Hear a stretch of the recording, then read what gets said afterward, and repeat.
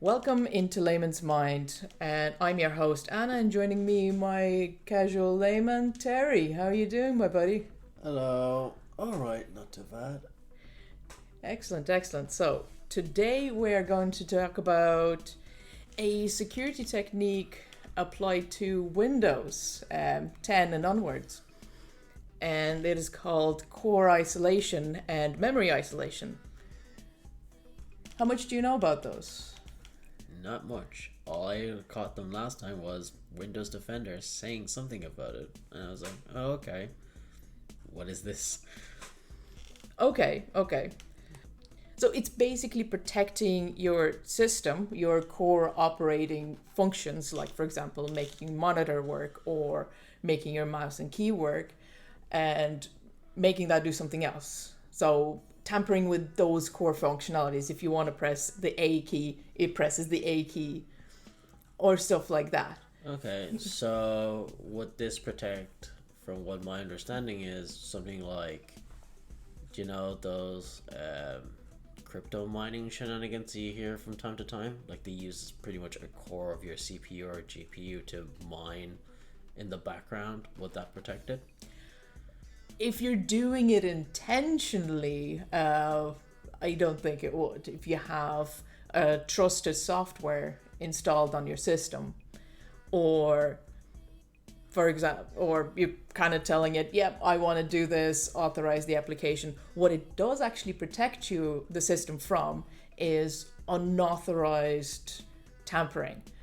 For example, you're kind of looking at a game and you're like, do you know what? I'm not bothered paying for it. So I'm just going to download this cracked version. But what's hiding within that cracked version is something that alters your system components and then makes them do actions like crypto mining or ransomware. Quite a popular one was actually not a Deep Blue, but a NotPetya ransomware. That was actually very prominent in Windows 7. Okay. XP and Windows 7. This actually involved a malware getting onto a computer, sitting there dormant until activation, and then just like that, it was triggered on hundreds of computers and thousands of computers. Okay, so how would that defend it? So basically just, like, as the name suggests, like, isolated in its own section, and then it's like, oh, okay, I see you're not playing nice, so no.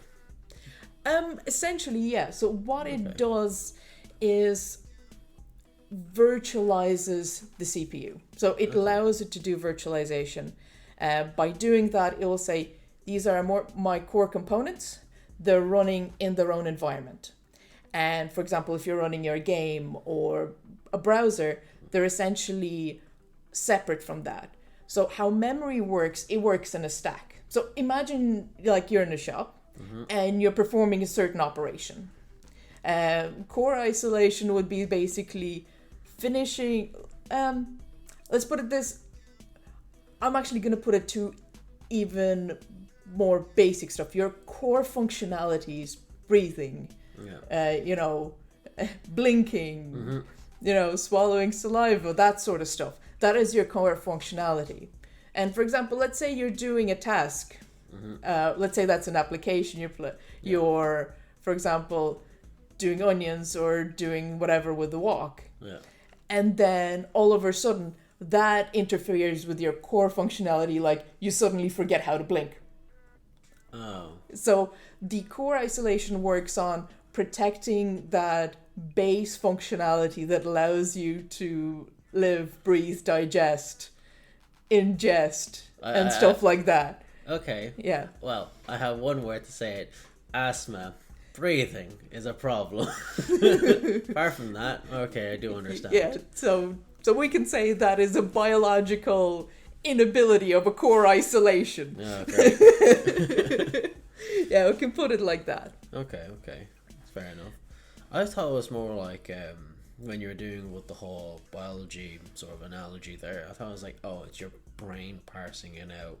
And for some reason, my brain was also thinking of like RAM as well, sort of thing, like different allocation to different parts of the body, different functions. In a sense, like if I'm doing something else other than my the main core of like needing to live and breathe like naturally, sort of thing. Yeah. So let's kind of put it this way. Your dad interrupting you in the middle of doing something. Yeah. So, and you don't have core isolation, and you're doing a function, and it's performing as it's expected to. Like, you have full control of that, and then you have this external force of, Input command. Input command, and then it just disrupts everything. Yeah. It makes this whole ecosystem misbehave, you know what I mean? Fair enough. Okay, so would you be interested to know how it works? What kind of, do you know how it works? Well, you said virtualizing, so I'm thinking of very similar to like how people use like VMware or like VirtualBox. So basically, it's in its own little space where it does whatever it needs to do, and then thinks of it like, are you doing something naughty? Yes or no? If yes, no, as in we're not letting you through. That's what I think of it as. I'm not sure if that's the way it works. Yep, yeah, that's actually pretty close to what it does. So the idea with virtualization is you want to either make a system do something, but you're saying, I don't want to do that on my own computer. Like, that is a stable system. I know how it works. But for example, I want to mess around with Linux. You can dual boot. And, there's certain risks involved there where you can potentially wipe your Windows operating system, or kind of take over the boot management, and then the Linux takes care of that, and then something happens to Linux and you can't boot into both. Okay. And then you're sweating over like, how do I get in here now? Yeah. But this allows kind of like in an environment, you can, if for example anything goes wrong, you can just rewind it back to the previous kind of save state you have, and then go ahead. So it's basically a simulation box. Essentially, yeah, it's a simulation box. Okay, that's fair. That makes sense. So it's like basically, okay, so I can just play around and do whatever I need to do, and not risking the entire computer or whatever crashing down, other than this little tiny spot that I've allocated it with. Yeah, pretty much. So, is there anything else you're kind of curious about? I'm not too sure. I mean, it answered most of my questions so far, or at least on what I can think about it. I mean, the fact that you said it's like part of, like, for example, Windows Defender and stuff like that, it does have, I remember in the settings did say like enable or disable. Is that like a thing that we should have access to? That is actually a really good question. So, under normal circumstances, core isolation and memory isolation don't affect the system. However, they do require a particular level of trust from hardware and firmware components. So, for example, let's say we have an NVIDIA installed on your computer, and that has a signature from an authorized user. They have a reputation of having a level of security, and the system will trust that and expect it to comply and have the capability of kind of saying, I'm secure, I can perform whatever functions you need under this environment. Okay, slightly off tangent in a slight sense about signatures. I do know it's like you said, it's running from a trusted source. How hard is it to fake that, so to speak? You see it all the time, like faking signatures here and there, etc., etc. But since the whole point of the core isolation is kind of like to detect whether this thing is in compliance or not compliance, how easy or hard is it to quote unquote fake NVIDIA's signature, so to speak? Incredibly hard. Okay. Because essentially it's kind of provided as a trusted, it's bound to a trusted source or a trusted central point. Like, for example, you know how you have your PPS number? Yeah. The government issues that. Okay. So Ideally, you'd keep that to yourself. You wouldn't be sharing that with other people, except for maybe employers. A signature would have like a higher level of cryptographic signature. So you can't really fake that, you can only steal it.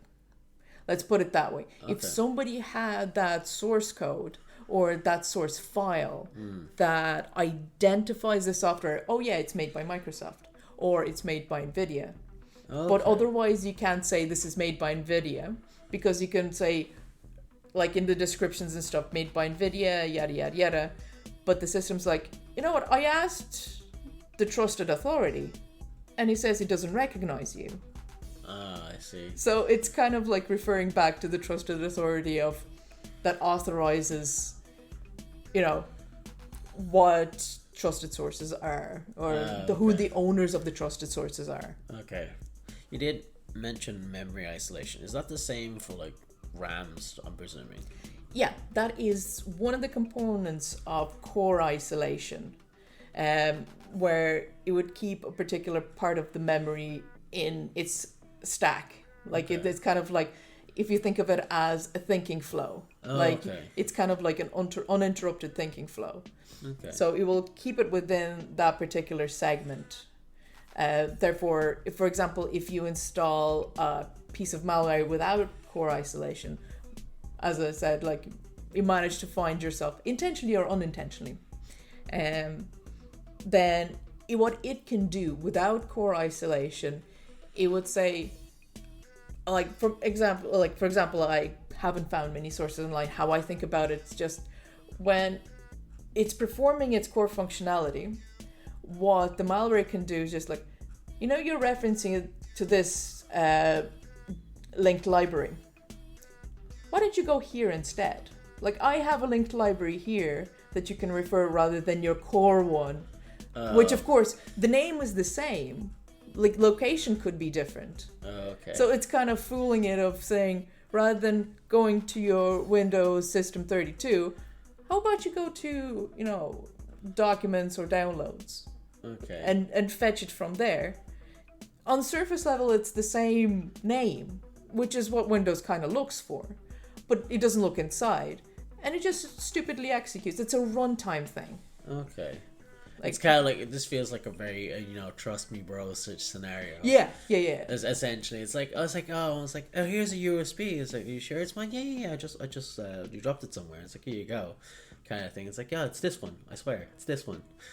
Giving you like, yeah, no, nothing's happening. Well, clearly it's like, it's not yours. But you're like, okay, sure, whatever. Couldn't hurt, which pretty much does. Yeah, that's essentially it.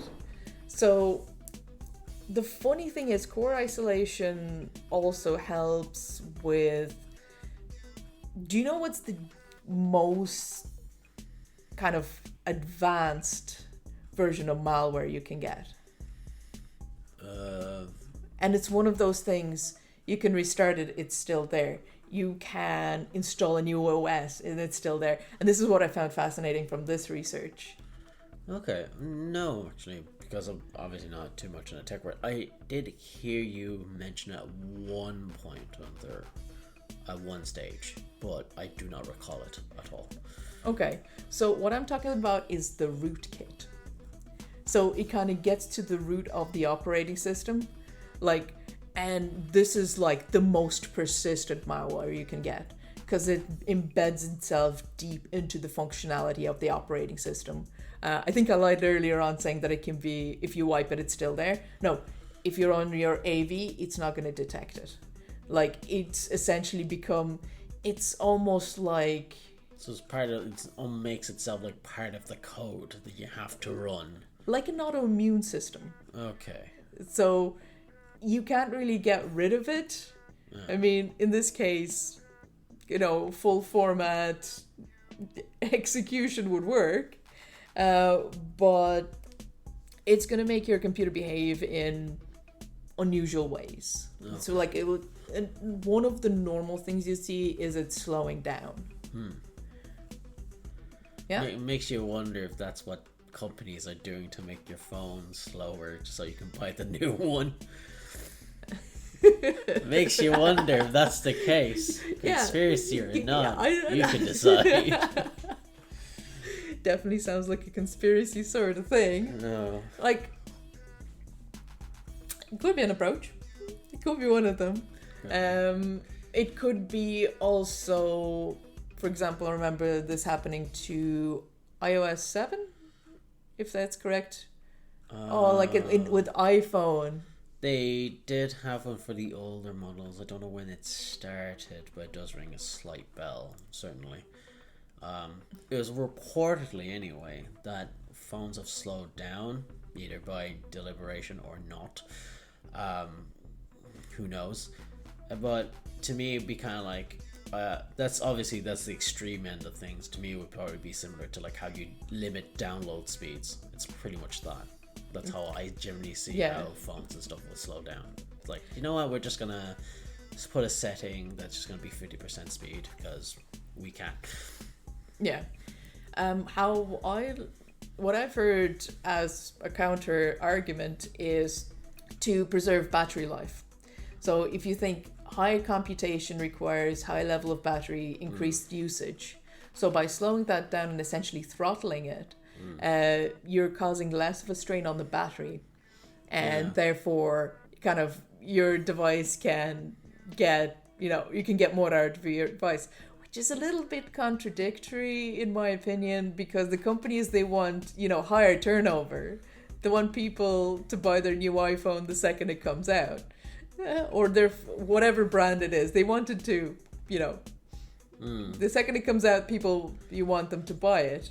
And goes for pretty much anyone. Yeah, makes you wonder why we're like, every time it's similar to like, it's almost opposite to like driving. It's like, oh, go to the highest gear for the most fuel efficiency, versus going in the first 3 gears to kind of like maximize all the power, including the consumption of whatever your fuel is. Yeah, that would be definitely it. I mean, we can talk about other aspects of core isolation. One of them is like a security processor, which is one of the other components that is required for, securing the whole environment. So that one is basically encrypting your device. Okay. But that's kind of like with a known unlock key. With ransomware, for example, there'd be an encryption put on the files, and you wouldn't be told about it. But in this case, your device is encrypted, and you should know the passcode to it, or there should be trust processes to unlock it. Oh, okay. Like, for example, your admin credentials or something similar to that effect. It would be the more of an overarching thing. Okay. Yeah, okay. As you said, it's like pretty much as it is core isolation. What it does, it's basically just makes a simulation box to make sure everything is clean for the most part. I think memory isolation is the same thing, just RAM helping it out. That's pretty much it. Okay, cool. Well, thank you, Terry, very much for joining me on this discussion on core isolation.